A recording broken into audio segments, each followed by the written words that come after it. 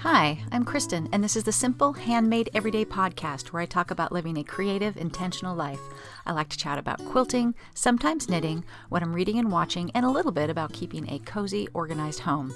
You can find me online at my blog, Simple Handmade Everyday, on Instagram at Kristen Esser, and now we can keep the conversation going on the Simple Handmade Everyday Facebook group.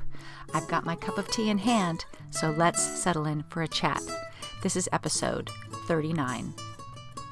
Hello, friends. It's so good to be back. I'm a little bit late on this podcast for my usual schedule because you know what? It's the holidays, and I am tucking this recording session in between meetings and haircuts and grocery store trips, all the things that are going on for everybody this time of year. Let me ask you this. Do you go into a bit of a holiday panic? Every year, the week after Thanksgiving, I go into a Christmas panic because I always think that I should be further ahead than I am. And you know what? It always works out every year. And so I wish I could just, know that. But, as I used to say to my mom who, would give me a hard time about how I panicked about studying for tests, I would tell her, it's the freaking out that is part of my process. The freaking out is what makes me knuckle down and get things done. So that's probably the way this is too. Because I go into a panic, then I go into hyper productivity mode and I finish early. So that's good. So, and this year I feel like we were in America here when we have Thanksgiving. We were gypped a week because Thanksgiving was so late that, right the weekend after Thanksgiving, we're already into December. It wasn't fair. I feel like I was gypped a week there. But I went into hyper productivity mode and did the things that I usually like to have done before Thanksgiving, the parts that I call my high stress projects, Christmas card photo, ordering Christmas cards, and I do this photo calendar of my extended family, my family of birth and their families for my dad. Boy, I really botched that. I do a family calendar, and it requires some work. It's fun to do, and I know he enjoys it, but it's one of those things you have to just sort of sit down and spend some time on, and that is always in short supply. But I got those things done the first week and felt just so much better. Yeah. So, do you still send Christmas cards?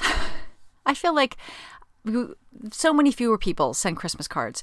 We have this door in our family room that goes into the laundry room, and I always tape the Christmas cards that we receive up on that door so that we can see them while we're in the room we are in the most often.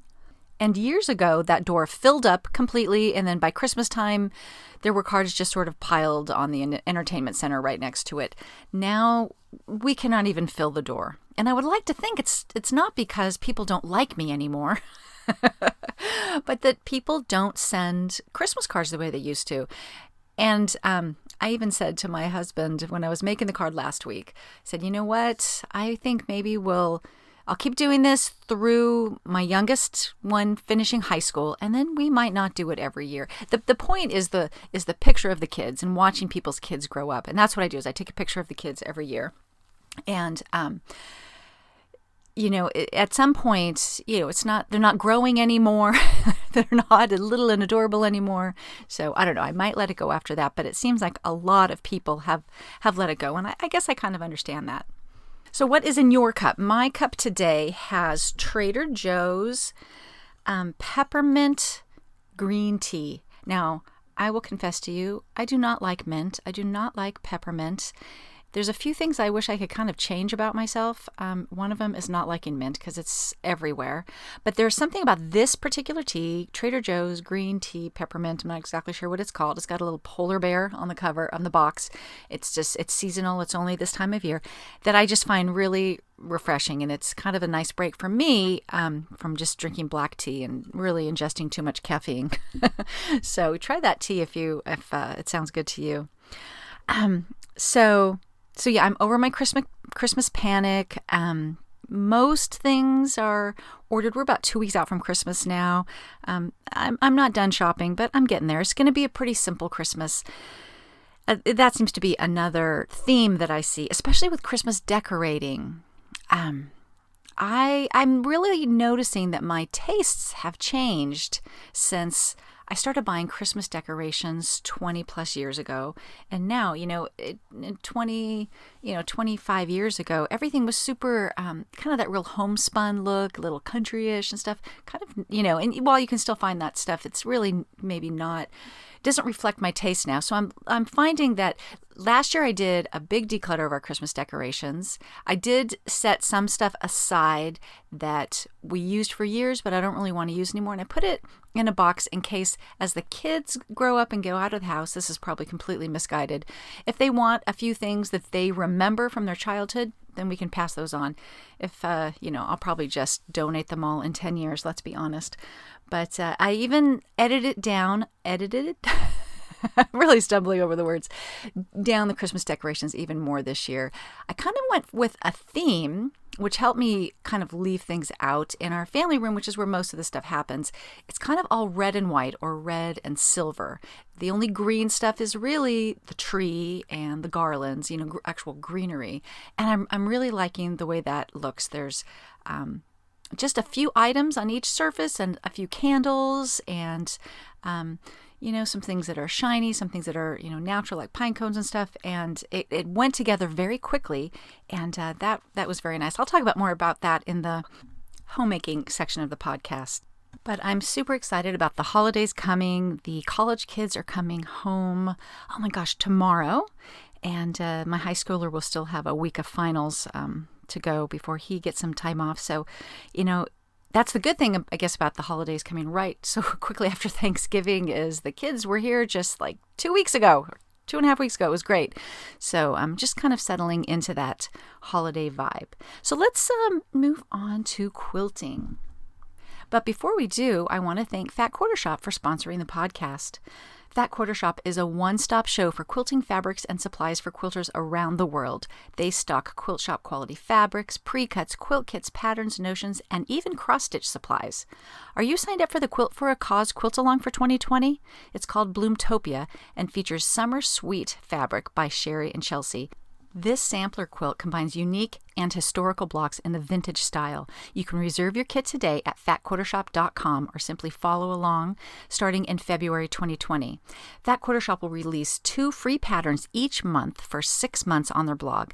There's a suggested donation of $5 per pattern to the Make-A-Wish Foundation of Central and South Texas. Fat Quarter Shop and Moda will match donations up to $20,000.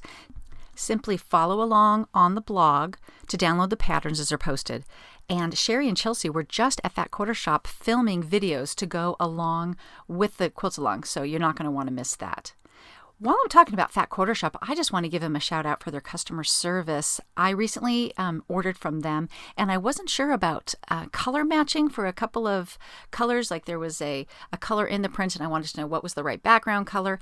And they sat on the phone with me and helped me figure it out. It took like 15 minutes just to help me figure out what were the right colors to pick, and I so appreciate it. Their customer service is just second to none. So I'll put a link to the show notes for Fat Quarter Shop.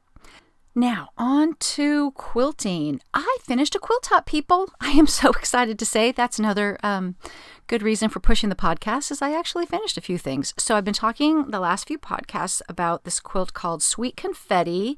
It's from the book Sunday Best Quilts, and I've enjoyed making this quilt. It has stretched me on my accuracy because it's every square block has 18 triangles in it. So it's made up of 2 rectangular blocks with 9 triangles each. And I struggled with my accuracy and bias edges. So I've talked about this on previous podcasts of ways to make sure that I was on track starching the fabric, to make sure that things didn't stretch as easily, double checking the 1/4 inch seam allowance as I went. But also, I did have some experience with blocks that didn't come out quite the right size. And so instead of tearing them out, I was able to sort of ease them together. And, you know what, that quilt top came together and it's fine. It is not perfect, but it's in no way terrible. And I'm pretty sure that I'm the only person that would ever see the problems with it. And here's what I've really learned is it's one thing when it's right in front of your nose and you're seeing, oh, I clipped off the nose of that little geese right there. You just see every imperfection because you're so close up. But if someone's actually using the quilt, you know what? You're just snuggled up in it and nobody ever sees these things. I just realized that I'm so hard on myself as I'm making the quilt, and it doesn't really, it's the love, man. It's the love. It doesn't really matter that it's perfect. So that quilt is going to be on its way today to the long armor. I know.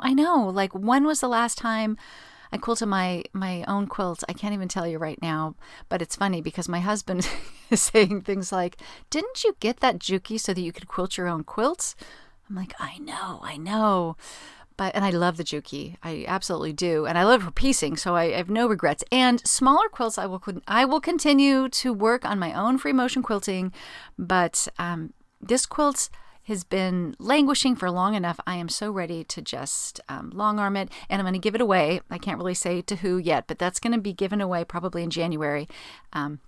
And I'm like super happy to, again, I'm giving away 2 quilts soon, that one and one next week. So I'm continuing my mission to not be a selfish quilter so that someday, how morbid is this? At my funeral, everyone's going to bring the quilts I made them, and the church will be covered in quilts. That's my wish. I need to make sure my family knows that. But it just seems like such a good way to show someone that you love them. As a matter of fact, one of the quilts that I gave away, I just described it as, it's like a hug. It's a hug from me. Every time you use it, think that I'm hugging you. So I'm super excited to be sending 2 more quilts out into the world. What else have I done? I worked on a Christmas project. Now, I am always working on not being a selfish quilter, but I think I'm a little weird about this. I don't really do a lot of handmade gifts for Christmas because I'm so easily overwhelmed, people, and it's like so much pressure. The only way I could do that is if I made them throughout the year and saved them, and I'm really not patient enough for that. So I don't have a lot of high pressure sewing. I know a lot of people, they are just all out right now making handmade gifts. I can't do that. It makes me angry, and then the quilt doesn't have love in it. It has anger and panic. But for the Aurifil Artisan Program, they give us these little challenges monthly, and the challenge for December was just to make whatever Christmas project you want. So I took out all my Christmas fabric and had it all over the sewing table and was just really trying to channel some inspiration. And I thought about doing another cushion for Christmas, the On Point pillow. I did one of those with the Madame Fleur fabric that I used I made a quilt and a little cushion that went to Quilt Market. And I thought about making another one of those, but more in red and white. And then I thought, well, that's boring. I just made one of those. And I was just like, I tried to make a Christmas stocking, but we already have Christmas stockings, so I don't need that. It took me a while to figure out what I wanted to do. So I pull out all my old Christmas stuff, and I found this baggie of hexies that I made. It's funny because I was looking through my Instagram account to see how long I've been on Instagram, and I came across when I made them, and it was 4 years ago. So they're from this little Moda fabric line. I forgot what it's called, like Merry Mistletoe or something. It's super cute. And I just remember making those with a mini charm pack over, I think it's like a 1-inch hexie paper. And I had this idea that I would do a not English paper piece, but the modern hexie layout from Modern Handcraft. I'm sure you've seen it. I'll put a link in the show notes. But where you just glue down the hexies and then sew them down. And I remember laying it out at the time and never coming up with a layout that I was happy with. So in they went to this little baggie, and I pull them out every year and think I should do something with that. So this year I did. And I did a lumbar pillow. I'm already regretting that it's not a full-size square pillow, because now I've got 3 Christmas lumbar pillows, and I've decided they're too little. I decided I like things a little bigger and oversized, but it's still cute. So the technique is, I did it on top of linen, and you just glue them like with a 1/4 inch spacing. And at first I was worried that I was going to have to measure it and stuff, but I just winged it. Is that the right? Winged it. I just laid them out, and just kind of, because they're hexes, I could align edges pretty well. And I glued them down. Now, the original technique that Nicole over at Modern Handcraft uses, and she's got a pattern for this. There was a time it was all free online, but then I think she turned it into a paid pattern. But she used, I think it's called Fabric Fusion. It's like a very fabric super glue. And I bought that at the time, and I found the actual bottle of it, and it was completely dried up. So I just used applique glue. I don't know if I'll regret it or not. It's not to me it's going to be washed, honestly, maybe ever. But so I just glued that down and used a Orfil thread, 2311 people. It goes with everything in my world anyways. And this is where the inaccuracies were going to show up, because you sew them through the points of the hexie, and if it all works out right, you're going to have every hexie is going to be sewn through like a little pie with little pie wedges, and it's going to intersect right at the middle. And for the most part, it did. That's one thing about straight line quilting on actual quilts, is that I think it really shows up your inaccuracies, because here it's right along the seam line and here it's in the ditch, and you know what I mean? It just shows that not everything's perfectly lined up. But I was a little surprised at how well this worked out. So one night I laid it out and glued it down, and the next day I just put a piece of linen under it and quilted it. A straight line with a walking foot. It took 20 minutes, and 10 minutes after that, I put an envelope back, and boom, I have a pillow. Super cute. I got, I posted just a close-up of it on Instagram and got a pretty good response to it. So I'll do a blog post about it, but it was just a super fun, easy project. And that's exactly what I want right now. So it's on our couch. It's, the pillow that gets thrown on the floor when someone sits down every time, because that's the way pillows work. Speaking of Christmas projects, I want to do kind of a little roundup blog post, but if I don't get around to that, which I know sometimes I say things that I don't actually end up doing, I will put a link in the show notes I did a few years ago, a Christmas table runner.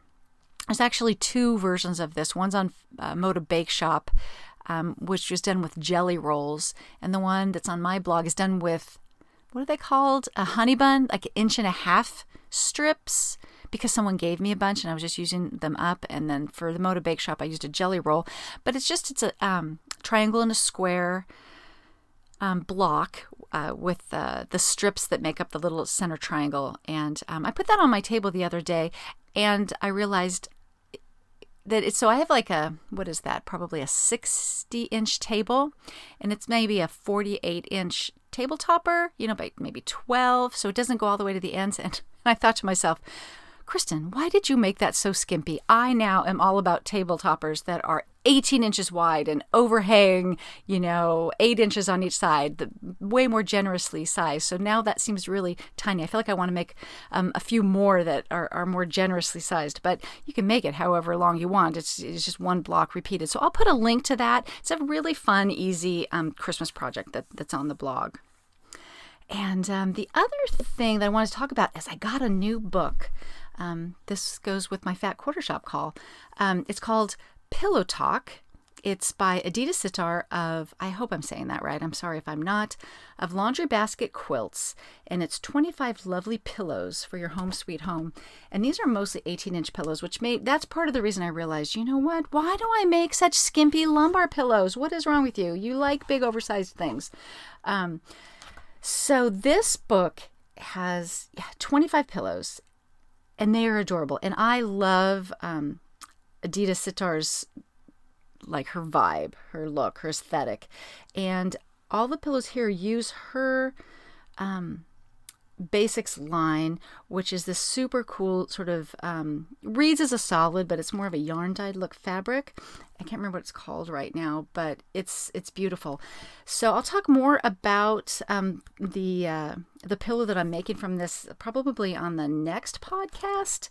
But if you want to treat yourself to something for Christmas, this is super cute. And here's the fun thing about this is Fat Quarter Shop actually has quilt kits for all of these, and I treated myself to one. And the pieces, because there's a lot of like diamonds and hexes and things like that, the pieces are laser cut, so they're perfect. So like that just takes that one thing, especially when you're cutting diamonds, it just takes that one element of error out of your hands. And I'm so excited to make that. So this is, I think, the next project on my list is a pillow from this book. So that's Pillow Talk by Fat Quarter Shop. And yeah, it's So Emma book. So it's the Fat Quarter Shop are the people that publish that, and it's super cute. I can't wait to talk more about that. Let's talk knitting. Well, I want to say knitting and crochet now. I'm just working on a sock. I'm to that very happy place on my sock where I'm just going down the foot and I just get to knit without worrying about decreases. It did remind me that I wanted to pass on a tip that I have. If you knit socks, or if you knit anything that has like a decrease every other row, especially if you're watching TV or something, I have a hard time remembering which row I'm on. So I have this little trick of taking a penny, and when I'm doing a decrease row, I have it with the head up, like heads up, you've got to pay attention to what you're doing this row. And then if it's plain round, I just flip it over and it's on tails. And I just flip that as I go so that if I stop and I'm watching TV or I chat, and I know you can look at your stitches to see, like when you get there, like, did I decrease last row? But I just find this so much easier. So anyways, that's my little penny trick. And my daughter, last episode, I talked about my daughter Chloe, that she's taken up crochet. And so she was home for Thanksgiving for 4 or 5 days. And while she was home, she just whipped up a laptop cover. Crocheted it. It's super cute, purple, it was very simple. It was just a long rectangle with some cute stitch pattern, and then she sewed up the side, and then along the flap, because she made it overlap, did some cute little edging with a little chain and sewed on a button. It was super cute. I'll put a link in the show notes. But yeah, so she's super into crochet. I talked to her yesterday. She's crocheting scrunchies and stuff. So it's just hilarious to me that you've got this mom that has sewn garments, sewn quilts, other little small projects, knits, and she chooses crochet. But I say more power to you. And I think it's just really good. I mean, being in college, it just gives, that handwork. It calms your brain. And I just think it's so good for you. So I'm super happy that she's gotten into that.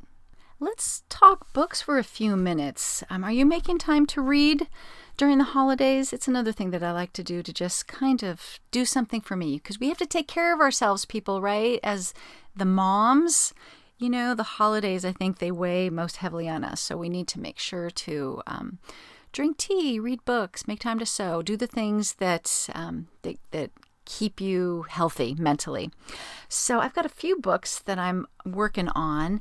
I went to the library and I just was going up and down the mystery aisles just to see if anything caught my eye. I was kind of looking for a cozy Christmas mystery, but one that I wouldn't feel embarrassed holding the book, because some of them they can be a little bit cheesy, to be honest with you. So I found one that's really kind of borderline, and I'm about halfway. So I'm not gonna. I can say it's enjoyable. It's not great literature, but it's cute. It's called 12 Days at Bleaky Manor by Michelle Gripe, Griep, and it's part of a series called Once Upon a Dickens Christmas, book 1. And it's kind of interesting. It's, kind of like a Charles Dickens time period. So like, I don't know, when is this? I'm assuming 1800s. And a bunch of people have been seemingly unrelated, most of them, have been called to this place called Bleaky Manor, that I imagine to be a little bit like Bleak House.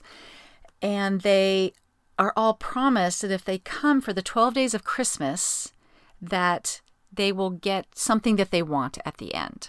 And so that's basically all that's revealed right now. And so anyways, it's kind of cute. It's, it's a fun little Christmas read.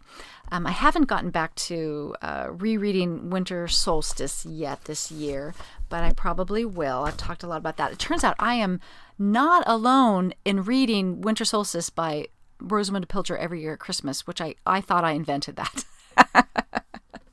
Seems like lots of people are, so that's kind of a cool thing.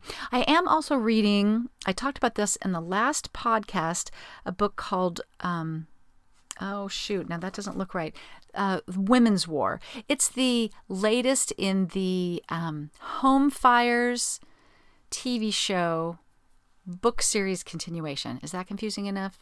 Talked about this before also. Home Fires was a really awesome show on, I think I watched it on Amazon Prime, but they canceled it. The writer went on to write a series of books.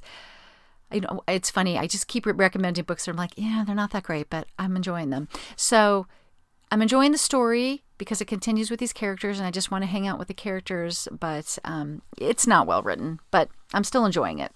So that's a very half-hearted recommendation, but the book costs $2.99. So, I guess on some level you get what you pay for. Another book that I read recently was called The Power of Habit. It's a very popular book. And I've read lots of books on habit change, a lot of the Gretchen Rubin books. But this one was really good because he talks a lot about the science, but he talks a lot about it anecdotally. So there's a lot of story to it, a lot of examples. And so when we're trying to establish habits like a homemaking routine, eating a more healthy diet, there's just a lot of ways, kind of like just tips and tricks to make those habits easier to form. Because as we now know, willpower is a very limited resource. So the more things that we put on the habit train, the better. And so that's kind of what I'm working on now. A book that I've been listening to is called A Week in Winter. It's by Maeve Binchy, rest in peace. I actually discovered my beloved Rosamunde Pilcher because I used to absolutely love, well, I still do, Maeve Binchy books. And Amazon said, well, if you like Maeve Binchy, you might like this. And they were very right. So A Week in Winter, I'm listening to the audiobook, and I'm enjoying that because the woman has an Irish accent. Maeve Binchy was Irish. And it's very Maeve Binchy-ish, which means Maeve Binchy is a woman that I feel like had so many stories in her head, she could not get them out fast enough. So many of her books are really, in a way, a series of linked short stories. What comes to mind is a book called The Lilac Bus, which was a book about a bunch of characters that would get on a bus in like the outskirts of Dublin and then go to work in Dublin. And so, there would be a chapter on each of these people, and they were all linked by the fact they were taking this bus together. And I always thought that was really cool. I'm just like, she's obviously has so many ideas. And A Week in Winter is the same way, that it's about a number of different characters, but more importantly, a couple central ones that open up a hotel. More like they call it a hotel, but we might call it more like a bed and breakfast in Ireland, in the country, and how all that comes together. And then the people who are coming to visit. And I haven't finished it. I've read the book before many years ago, but I read it 20 years ago, and so now it's like a whole new book to me. I mean, I think it kind of culminates with with A Week in Winter, where a particular group of people come. So that's been very enjoyable and kind of a wintry read as well. As per usual, I am also like listening to whatever Louise Penny book comes up on Libby. So most recently, I listened to The Cruelest Month. These are the Inspector Gamache books, The Cruelest Month, and I'm listening to A Great Reckoning right now, which takes place at Christmas time, but it's not a happy book, so it's not really a Christmassy book. But those are so good for me when I'm just sewing, and I can, it's okay if I miss things because I've already read the books, but yeah, that's like kind of my comfort listen. The other thing that I got from the library is a book that I saw recommended, I think by the Lazy Genius. Do you follow her? She's really smart. She's got a podcast and a pretty good Instagram account. But she brought up this book called Holiday and Celebration Bread in 5 Minutes a Day. Now, I have healthy bread in 5 minutes a day that I got for Christmas a number of years ago, and I have used that method. It's a method of mixing up a larger batch of dough, and it's quite wet, and you keep it in your refrigerator, and then over a 2-week period, whenever you want fresh bread, you just break off however much you want from that and cook it fresh. So that's the 5 minutes a day thing, because just taking that dough and shaping it or whatever, letting it do a little bit of a rise, and then putting it in the oven is all you need to do. I'd like to get back to doing that bread so that we have some, good homemade bread more often. It's a really good technique. But the holiday and celebration bread, a lot of it's, more some of the sweeter breads. There's some good stuff for cinnamon rolls and just all kinds of fun breads for the holidays. So I'm going to try that. Most of it's more sweet, though. I'm going to try not to do too much of that. But that's, if nothing else, it's just fun to page through and just enjoy the photos and imagining that you were eating them. So that's it for books. So let's talk a little bit about shows on TV. So what are you watching? And we're at that point now where a lot of the shows are on hiatus, like This Is Us,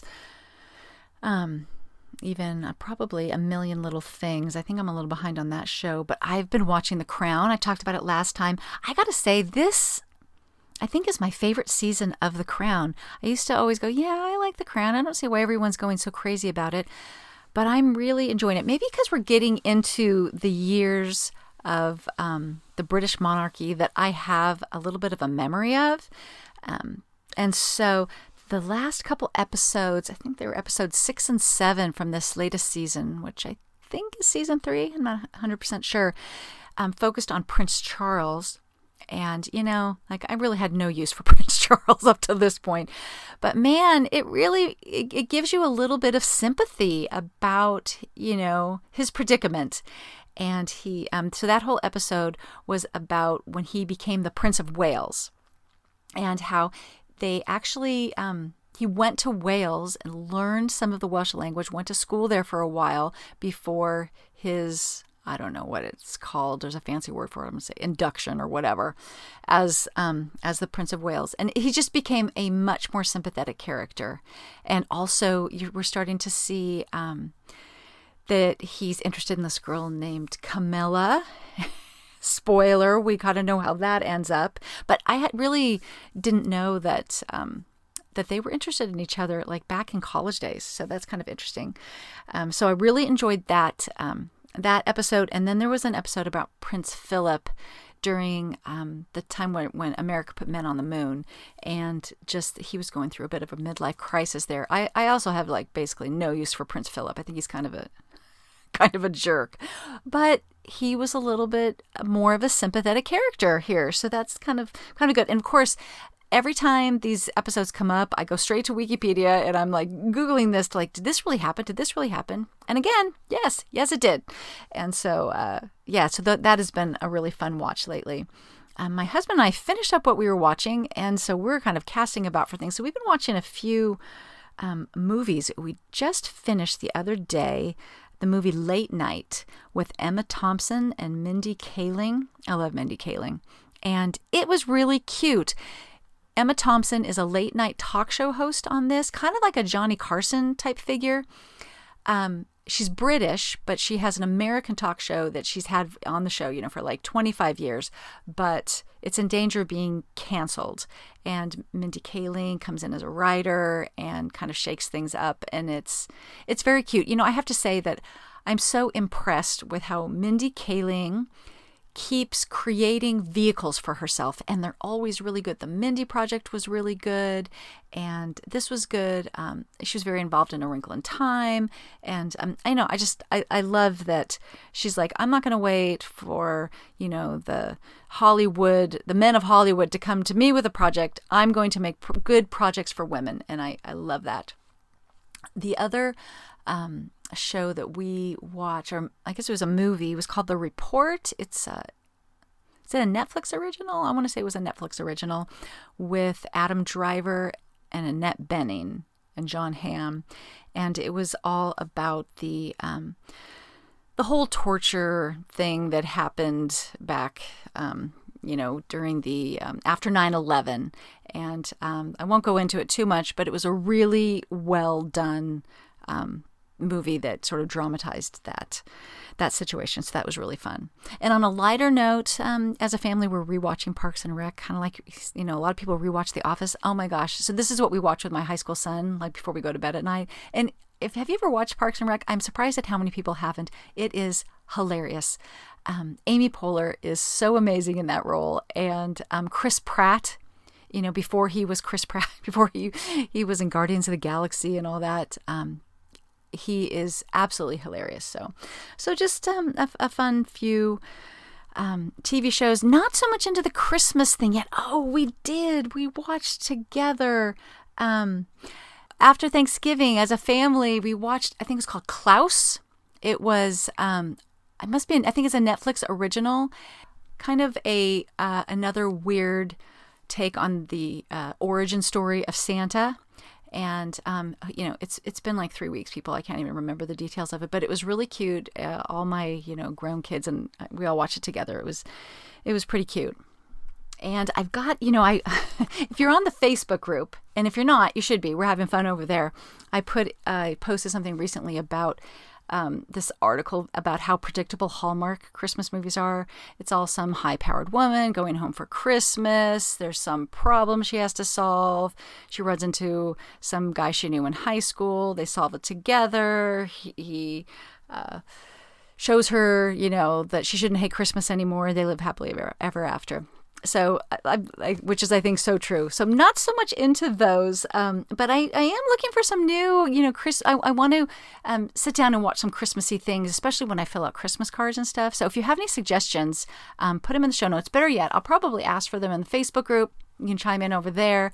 I do have one that somebody recommended that's got Kristen Davis and a guy that and I can't think of what it's called. I'll probably put the name in the show notes, but that's in my to-be watch list, so I'll try that one.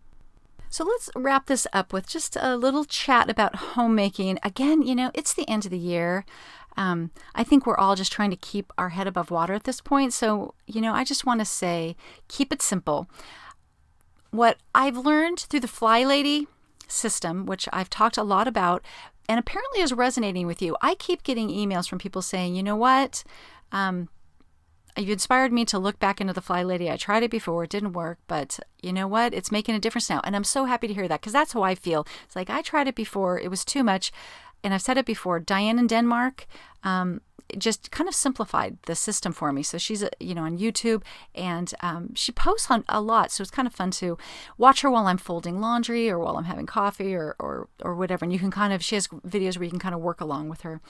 But, I've been doing the system where I have my morning routine, which just involves, a little swish and swipe on the bathroom, getting a load of laundry in, paying attention to what's for dinner so that I can remember to thaw things, and that's kind of it. And then what we call the weekly home blessing of, just getting through a quick dust, vacuum, mop, wipe down kind of deal, just to keep the house ticking along. And that, I think, during the holidays is in some ways all you really need to do, just to keep those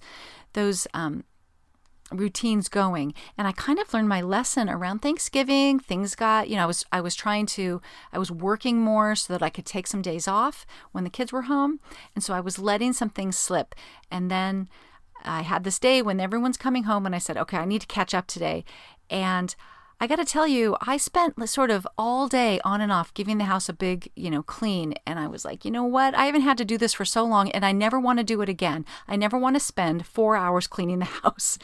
And how you can get away with that is by working on it 15, maybe 30 minutes a day, like maybe a 15-minute daily chore and then a 30-minute and another 15 minutes in whatever the zone is so that you can get the deep cleaning things done. Because I think that's where a lot of people, they might kind of do a surface clean on their house every week, but, they're never getting in those corners and washing the windows and wiping down the shutters and, vacuuming under the bed, all those kinds of things.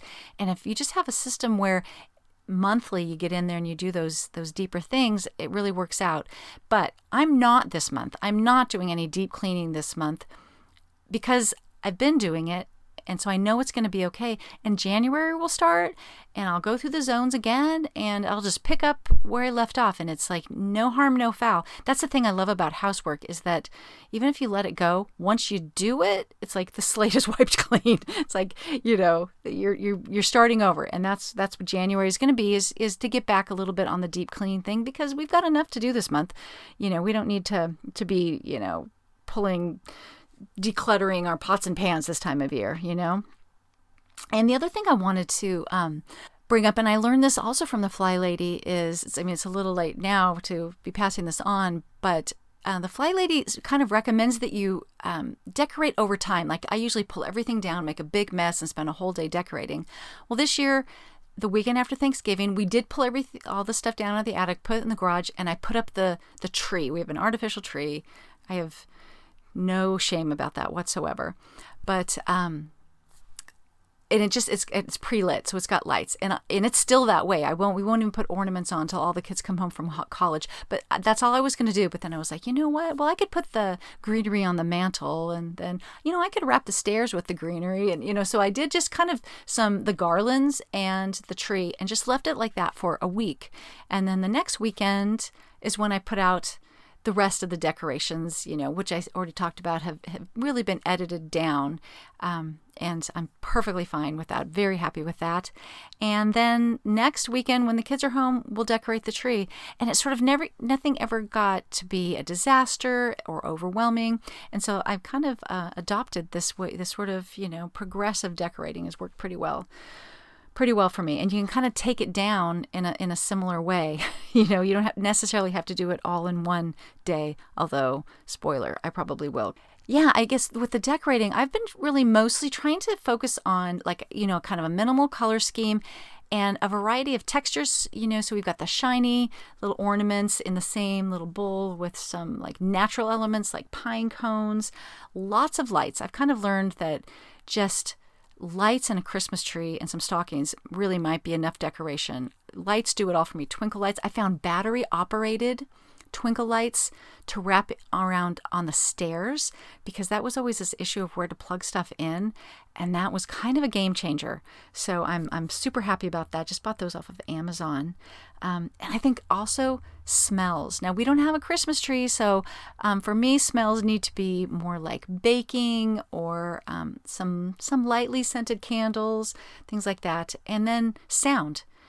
Having the Christmas music playing, it's the smells and the sounds, are sometimes a little bit even more important than having, all the Santa Clauses everywhere. So those are kind of some things that, that I've learned over time on how to pare it down visually, So anyways, we're going to be talking Christmas traditions over on the Facebook group. So join us over there. And I guess I want to close this out with my one simple swap. This is where we talk about very small changes that we can do to be a little bit more environmentally friendly. And this is kind of a weird one that I wanted to talk about for a while. And it's not that this is a huge environmental problem, but I want to talk about flossing. So dental floss, we should all be flossing, right? It took me so long to establish a flossing habit. It was just I could not figure out how to make myself do this 30-second activity once a day. And, floss it's plastic, whatever. But if you like normal dental floss, which everyone in my house does, it's not that big of a deal. But I have an alternative for you that is the thing that got me into a flossing habit. And it's called Stimudent. And they are little balsa wood, little pieces of wood, almost think of as big as a flat match. It's just this tiny, like a 64th of an inch thick, and they're pointed, And all you have to do is go through and just stick them between your teeth. You know how like when you floss, you kind of go up and down each side? Turns out that's totally not even necessary. So you just stick them between each, tooth in your whole mouth. It's so much easier than flossing because my teeth are really tight and it's really hard to get the thing in the, between, and you're always rewrapping it. The whole flossing thing never worked for me. But this I actually can do. And the dentist says it's as good as flossing. I just got a really good report from the dentist about how, it's kind of changed things. And it's like, I've really established this habit to the point where, you know how you have those days where you skip it because you're coming home at midnight or whatever. And the other day that happened to me and I was like, do I really want to do this? But I'm like, I have not missed a day in over 6 months. And I don't want to break that streak. And that's the thing about habits is trying to get that streak going. But anyways, so it was the game changer that got me flossing. So that's kind of a weird one simple step, but for what it's worth, there you have it. So thanks for spending this time with me. I know it's a crazy Christmas season, so I hope that you are just enjoying yourself. Slow down when you can, but also take the time to enjoy all the simple pleasures that just come just this one time a year, whatever that means for your family. Looking at lights, doing some baking, or whatever. Just make time for that, and we will see you probably on the other side of Christmas.